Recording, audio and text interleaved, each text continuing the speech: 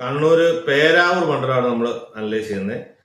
Iritty municipality 8 പഞ്ചായത്തുണ്ട്. Total 9 panchayat ചെയ്തിട്ടാണ് പേരാവൂര്. പേരാവൂര് നോക്കുവാണെങ്കിൽ അതൊരു UDF കോട്ടയാണ്. വീണ്ടും കോട്ടകളേ ഉള്ളൂ, ടൈറ്റ് മത്സരങ്ങളില്ല. 66,000 വോട്ട്, 46% വോട്ട് ലോക്കൽ ബോഡിയിൽ UDF പിടിച്ചിട്ടുണ്ട്. 52,000 വോട്ടാണ് LDF പിടിച്ചത്, 36%. NDAക്ക് 10% കൂടി വോട്ടുണ്ട്, 15,000 വോട്ടുണ്ട്. സ്വതന്ത്രമെല്ലാം കൂടെ 9,000 വോട്ട് പിടിച്ചിട്ടുണ്ട്.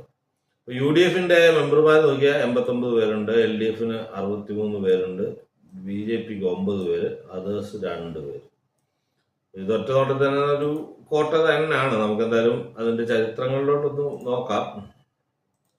2011 സണ്ണി ജോസഫ് കോൺഗ്രസിന് വേണ്ടി UDF ജയിച്ച മണ്ഡലമാണ്. അന്ന് തോപ്പിച്ചത് KK ശൈലജ ടീച്ചറിനെ തോപ്പിച്ചാണ് സണ്ണി ജോസഫ് 2011 ജയിച്ചത്.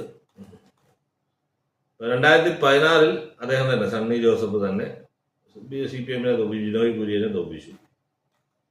വീണ്ടും 2021 സണ്ണി ജോസഫ് തന്നെ ജയിച്ചു.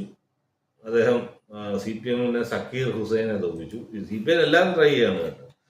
2015 ശൈലജ ടീച്ചർ ഹിന്ദു കാൻഡിഡേറ്റ് സൈഡിൽ നിന്ന്, പിന്നെ ഒരു ബിനോയ് കുര്യൻ ക്രിസ്ത്യൻ കാൻഡിഡേറ്റിനെ ഇട്ട് നോക്കി, പിന്നെ ഒരു മുസ്ലിം കാൻഡിഡേറ്റിനെ ഇട്ട് നോക്കി. ചെറിയ മാതിരിയാണ്, 3000 വോട്ടിനാണ് ജയിച്ചത്.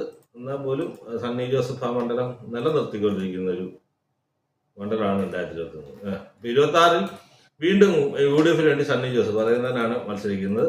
CPM-ന് വേണ്ടി KK ശൈലജ ടീച്ചർ. അതായത് 2015 ശൈലജ ടീച്ചർ തോറ്റ മണ്ഡലത്തിൽ വീണ്ടും ഒരു ഇത് ശൈലജ ടീച്ചറിനെ തിരിച്ചിരിക്കാൻ പ്രതികാരം ചെയ്യാൻ പറ്റുമോ എന്നുള്ളതാണ് അവിടുത്തെ ക്യൂരിയോസിറ്റി. BJP BDS-നാണ് മണ്ഡലം കൊടുത്തേക്കുന്നത്. അപ്പം എന്തായാലും നമുക്ക് ഒന്നുകൂടെ നോക്കുകയാണെങ്കിൽ പേരാവൂരിലെ ലോക്കൽ ബോഡിയിൽ ഇത്രയും വോട്ട് UDF നേടി. 66,000 57,000 15,000 വോട്ടിന്റെ വ്യത്യാസമുണ്ട്. LDF-ന് ഒരു ഭരണവിരുദ്ധ തരംഗം ഉള്ളതുകൊണ്ട് കുറച്ച് വോട്ട് കുറയുമെങ്കിലും നമുക്ക് പറയാൻ പറ്റില്ല. ശൈലജ ടീച്ചറിന് ഒരു ഇമേജ് ഉള്ളതുകൊണ്ട് ചില വോട്ട് കൂടാനാണ് സാധ്യത. കാരണം ഇപ്പോഴുള്ള മന്ത്രിസഭ അംഗമല്ലായിരുന്നു, ഭരണവിരുദ്ധത അധികം ദേശത്തില്ലെന്നാണ് എനിക്ക് തോന്നുന്നത്. അപ്പൊ പിന്നെ LDF കുറച്ച് വോട്ട് കൂട്ടാം.